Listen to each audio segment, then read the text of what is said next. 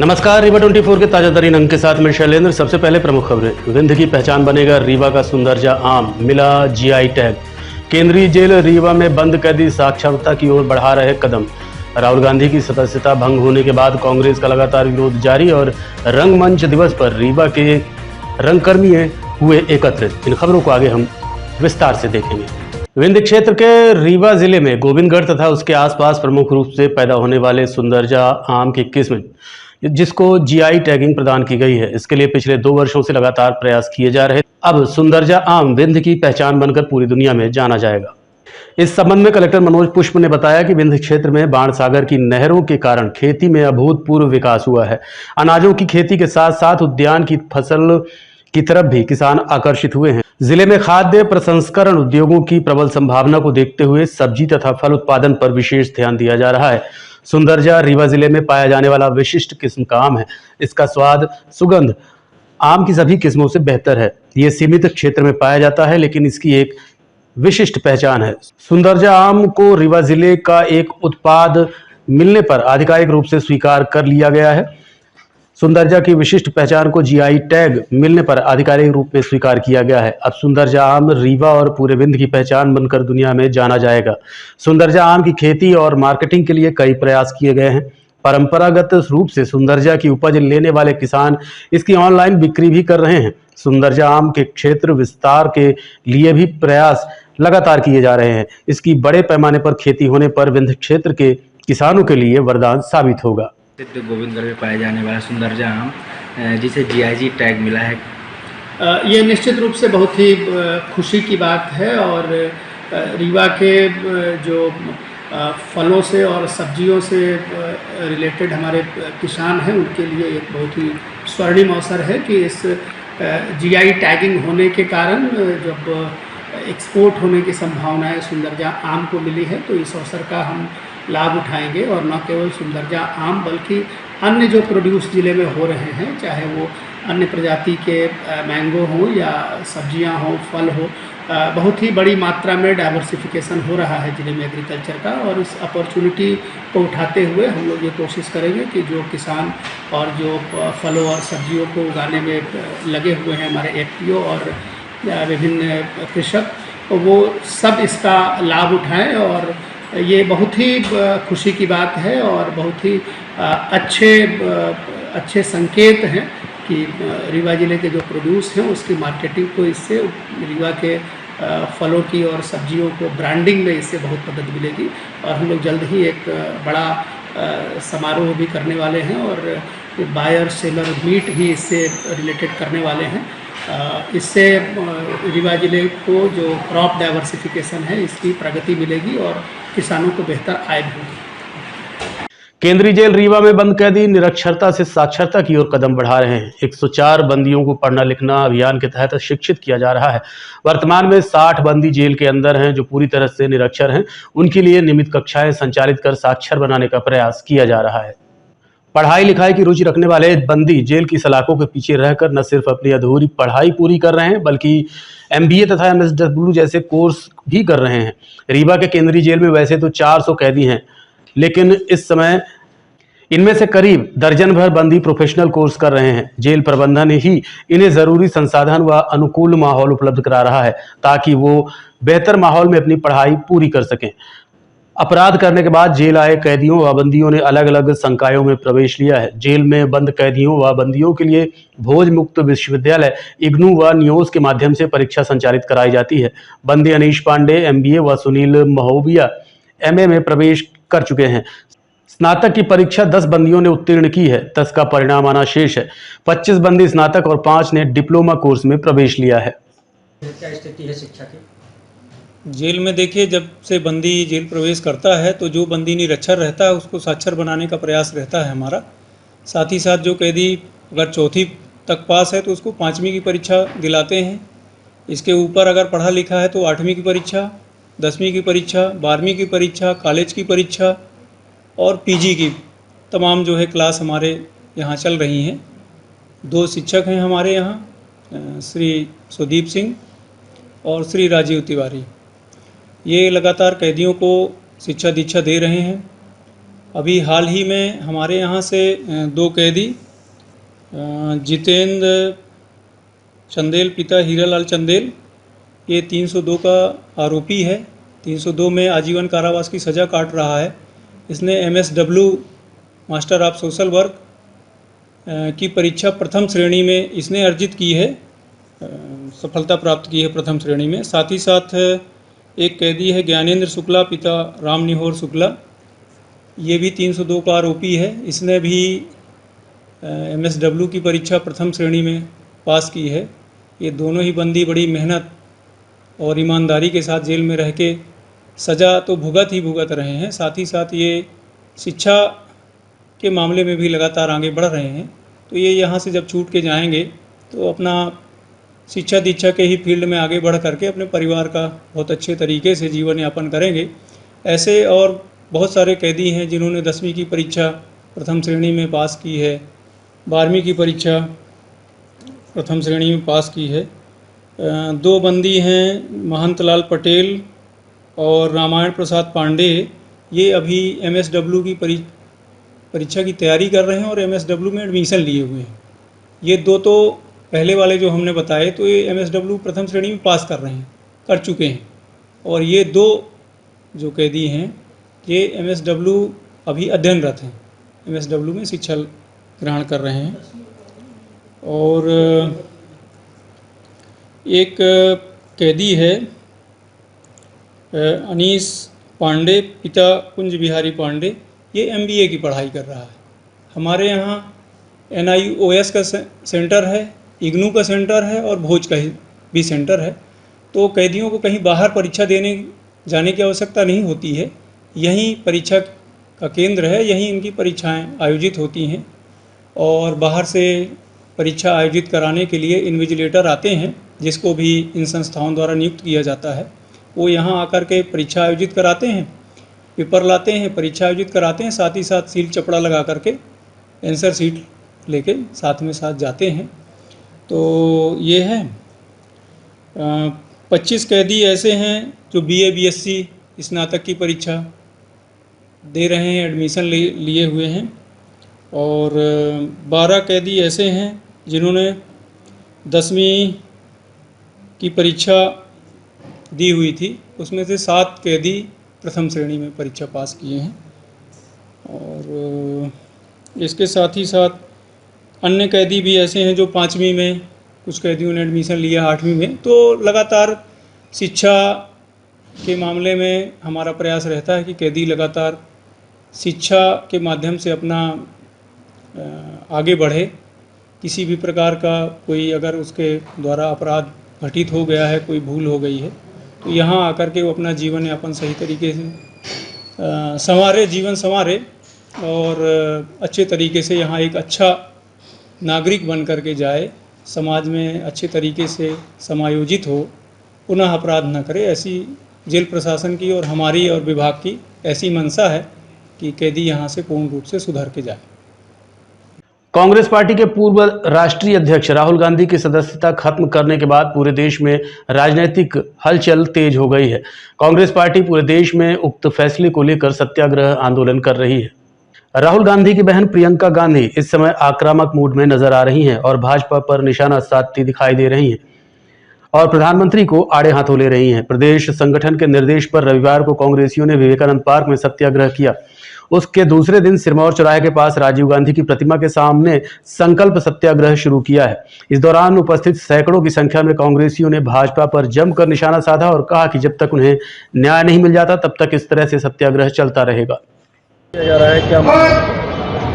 देखिए, जैसा सब सर्वविदित है कि कांग्रेस पार्टी के नेता और देश के लोकतंत्र के मजबूत पैरोकार श्री राहुल गांधी जी की सदस्यता को लोकसभा से अचानक से समाप्त कर लिया गया। एक अदालत के निर्णय को सहारा बनाया गया और उनकी सदस्यता को असंवैधानिक तरीके से समाप्त कर दिया गया। इसके विरोध में आज ये धरना प्रदर्शन कार्यक्रम है। राहुल गांधी जी की गलती क्या थी कि उनकी सदस्यता खत्म की गई? वो केवल उन्होंने संसद में एक प्रश्न पूछा कि अडानी जी की शेल कंपनियों में जो 20,000 करोड़ रुपए लगा है वो किसका है? उन्होंने किसी के लिए अपमानजनक शब्द नहीं बोले। उन्होंने संसद में माननीय प्रधानमंत्री जी से एक प्रश्न पूछा कि अडानी की शेल कंपनियों में जो 20,000 करोड़ रुपए लगा है वो किसका है। इस जवाब से बचने के लिए राहुल गांधी ने जो भारत जोड़ो की 3700 किलोमीटर की पदयात्रा की थी और देश का आवाम जिस तरीके से उनसे जुड़ा था, उससे ये भारतीय जनता पार्टी की सरकार, भारतीय जनता पार्टी के प्रधानमंत्री और भारतीय जनता पार्टी के कार्यकर्ता विचलित हो गए और इस विचलन के कारण उन्होंने आनन फानन में राहुल जी की सदस्यता समाप्त की। आज इसके विरोध में कांग्रेस पार्टी का, जिला कांग्रेस कमेटी का ये धरना है। कल हमने सत्याग्रह किया था, आज हमारा धरना सत्याग्रह है और ये हमारे निरंतर चलता रहेगा जब तक हमको न्याय नहीं मिल जाता। रीवा के कलेक्टर कार्यालय में हजारों की संख्या में आंगनवाड़ी कार्यकर्ता, सहायिका, परियोजना अधिकारी सहित संयुक्त मोर्चे ने मिलकर कलेक्ट्रेट कार्यालय का घेराव किया है। अपनी मांगों को लेकर आंदोलन के रास्ते पर चल चुकी संयुक्त मोर्चा के द्वारा अपनी 17 सूत्रीय मांगों के संबंध में मुख्यमंत्री के नाम ज्ञापन सौंपा गया, जिसमें प्रमुख रूप से वेतन वृद्धि एवं नियमितीकरण की मांग बताई जा रही है। ज्ञापन में कहा गया कि देश के विभिन्न राज्यों में जब लाभ मिल रहा है तो फिर मध्य प्रदेश में उन्हें लाभ क्यों नहीं दिया जा रहा है। आज परियोजना अधिकारियों की ग्रेड 3600 है, जो काफी वर्षों से चल रही है, इसे बढ़ाकर 4800 किया जाए। आंगनवाड़ी कार्यकर्ता, मिनी कार्यकर्ताओं एवं सहायकों ने भी अपनी मांगों को रखते हुए कहा कि हर काम में उनका इस्तेमाल किया जाता है, लेकिन वेतन के नाम पर उनकी उपेक्षा हो रही है। संयुक्त मोर्चे के द्वारा ज्ञापन पत्र सौंपते हुए कहा गया कि यदि उनकी मांगों को पूरा नहीं किया गया तो आगे इससे भी उग्र आंदोलन किया जाएगा।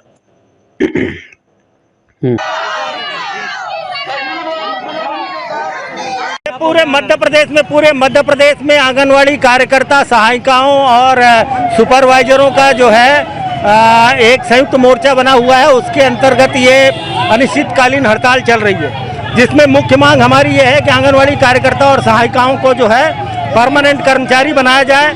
26,000 उनको न्यूनतम वेतन दिया जाए। 1500 रुपये जो उनका न्यूनतम वेतन काट लिया गया है उसको वापस किया जाए और ये हमारा आंदोलन निरंतर जारी रहेगा। ये हमारा निरंतर आंदोलन जारी है, अनिश्चितकालीन। 5 तारीख को दिल्ली में पड़ाव। कलेक्टर रीवा ने आज कार्रवाई करते हुए कई मामलों के निपटारे किए। समर्थन मूल्य में धान गेहूं की खरीदी दौरान धान गेहूं की कालाबाजारी व नकली सीमेंट के कारोबार संबंधी 12 प्रकरणों में कलेक्टर रीवा ने 1,44,89,421 रुपए का जुर्माना ठोका है। प्रकरण में अवैध परिवहन करते वाहनों को जब्त किया गया था। कलेक्टर न्यायालय द्वारा जब्त शुदा वाहनों पर संपत्ति के समतुल्य राशि अर्थदंड के रूप में अधिरोपित की है। उक्त राशि जमा होने की दशा पर संबंधी प्रकरणों में जब्त वाहनों को रिलीज किया जा सकेगा, अन्यथा उसी स्थिति में वाहनों को राजसात कर वसूली की जाएगी। उल्लेखनीय है कि समर्थन मूल्य में खरीदी के समय व्यापक पैमाने पर यूपी से धान व गेहूं की कालाबाजारी की जाकर स्थानीय खरीदी केंद्रों में किया जाता है, जिस पर लगाम लगाने के लिए जिला कलेक्टर न्यायालय का ये आदेश महत्वपूर्ण है। जो भी अवैध कार्यवाहियां करते हुए वाहन पकड़े जाते हैं उनको राजसात किया जाता है और फाइन भी लगाया जाता है। राजसात करने के पूर्व उन पर उतना दंड लगाया जाता है जितने की संपत्ति, जितने की सामग्री उससे ट्रांसपोर्ट हो रही थी। तो इसके आधार पर इन प्रकरणों में ये कार्रवाई की गई थी। इसमें से कुछ नकली सीमेंट के आरोप वाले प्रकरण हैं और कुछ बाहर से आ रहे धान गेहूं जो उपार्जन के पीरियड में किया गया है वो वाले प्रकरण हैं।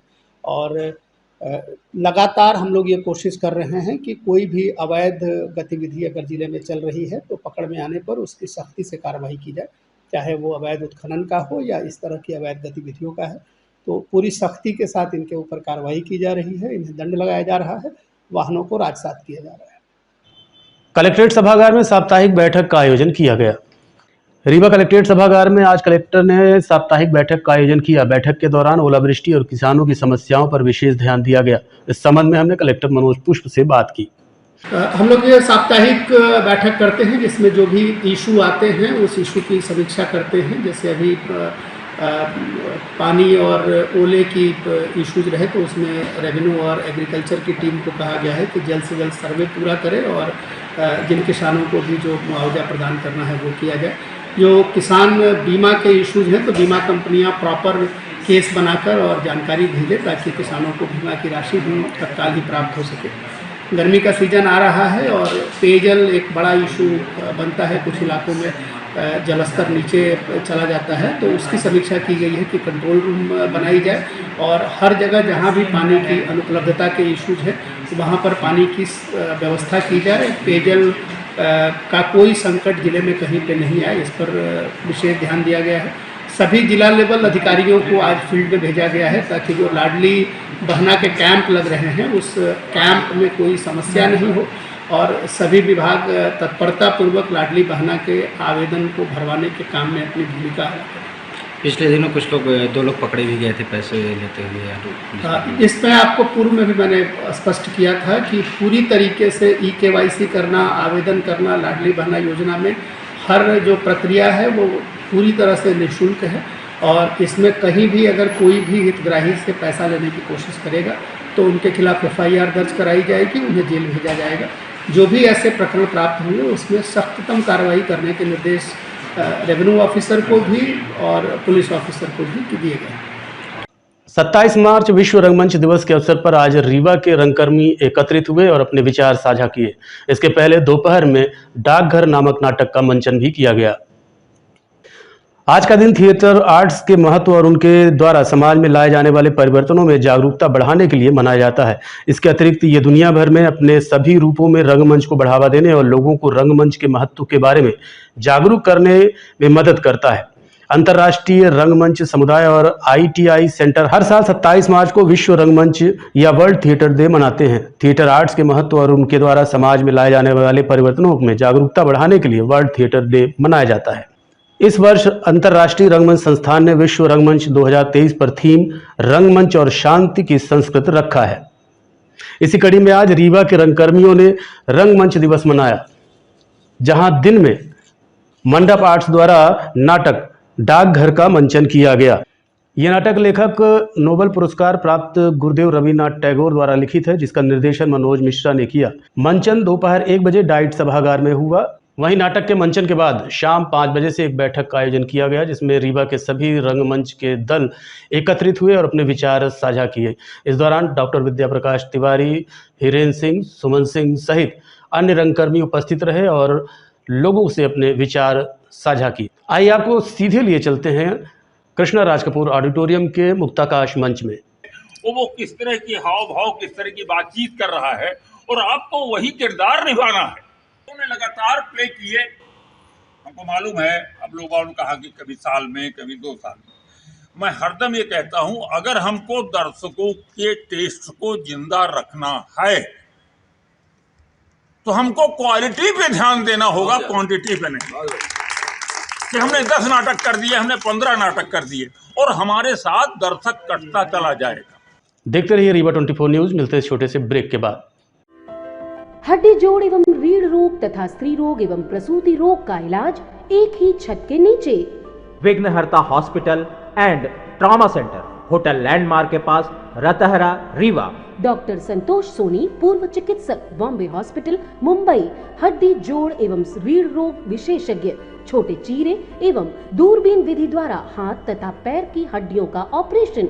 गठियाबात, जटिल एवं बिगड़े हुए फ्रैक्चर का बेहतर इलाज करते हैं डॉक्टर संतोष सोनी। विघ्नहर्ता हॉस्पिटल ट्रॉमा सेंटर में ही स्त्री एवं प्रसूत रोग विशेषज्ञ डॉक्टर शैलजा सोनी भी उपलब्ध हैं, जिनकी देखरेख में नॉर्मल डिलीवरी, सिजेरियन ऑपरेशन एवं बच्चेदानी से संबंधित ऑपरेशन की बेहतर सुविधा। संतानहीन दंपत्ति तत्काल संपर्क करें। विघ्नहर्ता hospital and trauma centre, hotel landmark के पास, रतहरा, रीवा। सुविधाजनक एवं सफल इलाज हेतु आज ही संपर्क करें। विघ्नहर्ता hospital and trauma centre, hotel landmark के पास, रतहरा, रीवा। मोबाइल नंबर 7828781983 अथवा 8462956774 पर।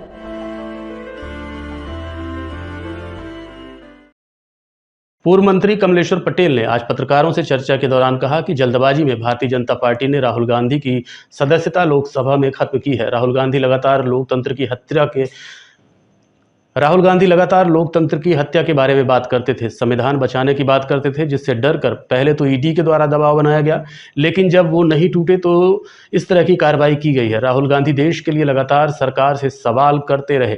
राहुल गांधी ने लोकसभा में भी मर्यादित तरीके से अपनी बात रखी। उन्होंने देश में भ्रष्टाचार को लेकर सरकार से सवाल किए थे। नीरव मोदी जैसे घोटालेबाज लोगों पर भी सरकार कोई कार्रवाई नहीं करती।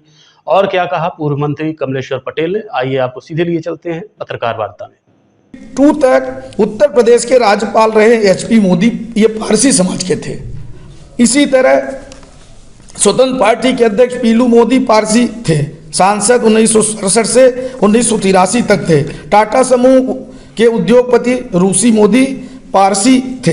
भगोड़ा ललित मोदी मारवाड़ी है, जिसको इनने बाहर भेज दिया, हजारों करोड़ रुपए देश का लेके भाग गया। इसके लिए इनके पास कोई कानून नहीं है। इनकी सदस्यता इनको देश में लाने का काम नहीं करेंगे, इनसे वसूली नहीं करेंगे।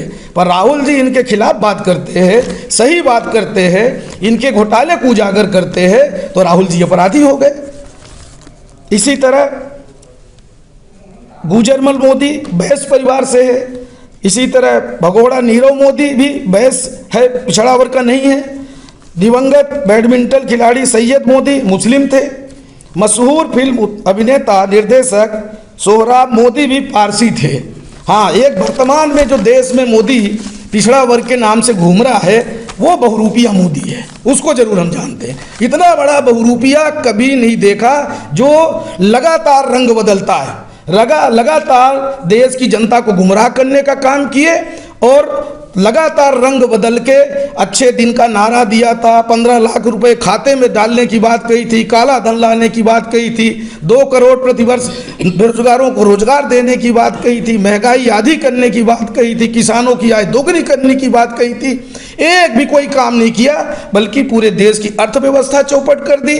कोरोना में लोगों की जानें ले ली, शंख बजवा रहे थे, ताली बजवा रहे थे।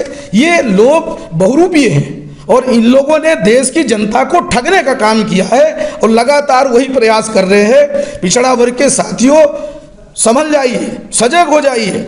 आज जिस तरह का हमारे सामने चुनौती है, इनने पहले भी पिछड़ा वर्ग का मुखौटा अपने ऊपर लगाकर और पिछड़ा वर्ग के लोगों को ठगने का काम किया था। कहीं चाय बेचने वाले बन गए, अब रेल ही बेच डाले साहब। क्या जमाना आ गया। आज हमारी कई औद्योगिक संस्थाएं बेच दिया जहां नौकरियां मिलती थी। अगर ये पिछड़ा वर्ग के अनुसूचित जाति जनजाति के हितैषी होते, 18 वर्ष से मध्य प्रदेश में सरकार है, कितने लोगों की नौकरियां दी। देश में 8 साल से भाजपा की सरकार है, 8.5 साल होने वाले हैं, कितने लोगों को नौकरियां दी। जब सरकारी नौकरियों में भर्ती नहीं, सब आउटसोर्स में कर रहे हैं, तो आरक्षण तो आपने वैसे ही खत्म कर दिया। तो आप कौन से आरक्षण के हितैषी हैं। 14% आरक्षण भी महाजन आयोग ने, कांग्रेस सरकार ने लागू किया था। मंडल आयोग जब गठित किया गया था, तो मंडल साहब का कार्यकाल, अगर बीपी सिंह की सरकार चली गई थी, मंडल आयोग भी, और जब अपने इंदिरा जी ने उनका कार्यकाल बढ़ाने का काम किया था, कार्यकाल घटाया नहीं था। ये कार्यकाल घटाया नहीं था, बल्कि उनको आयोग का चेयरमैन कंटिन्यू रखा। ये अच्छा काम कर रहे हैं और उनकी जो मंडल आयोग की रिपोर्ट थी उसको लागू करने का कांग्रेस सरकार ने काम किया। 27% यूपीए सरकार ने हायर एजुकेशन में रिजर्वेशन दिया। आज ना आपका स्कॉलरशिप का भुगतान हो रहा है SC ST OBC के बच्चों का। ऐसे ही नौकरियों में कोई आरक्षण नहीं, कोई MPPSC की 4 साल से परीक्षा नहीं हुई। सबका भविष्य अंधकार में है। जहाँ भी परीक्षाएं हो रही हैं, वहाँ चाहे शिक्षक का हो, चाहे जहाँ भी जिन विभाग में भी भर्तियाँ हो रही हैं, सब जगह रोक लग जाता है। जिला अदालतों में भर्ती होनी थी 900 के आसपास पोस्ट, वो भी नहीं हो पाया। इसी तरह नर्सिंग का, पुलिस कर्मियों की जो भर्ती हुई थी, वो भी सब रोक लग गया हाई कोर्ट से। तो ये सरकार, चाहे मध्य प्रदेश की शिवराज सरकार हो, चाहे मोदी जी हो, ये सब पिछड़ा वर्ग विरोधी है। पिछड़ा वर्ग के हित में एक भी काम नहीं किया है। तो इस तरह से पिछड़ा वर्ग का नाम बदनाम मत करिए। और हमारा संविधान किसी भी वर्ग को संविधान से ऊपर जाने की इजाज़त नहीं देता है। अगर कोई किसी भी जात बिरादरी का है, उसको संविधान के दायरे में रह के काम करना पड़ेगा। किसी को भी गलत, क्या पिछड़ा वर्ग के लोग, अगर मोदी जी पिछड़ा वर्ग के हैं, तो क्या देश बेचने की इजाज़त दे देंगे पिछड़ा वर्ग के लोग? देंगे? आज के अंक में इतना ही। देखते रहिए रीवा 24 न्यूज़। नमस्कार।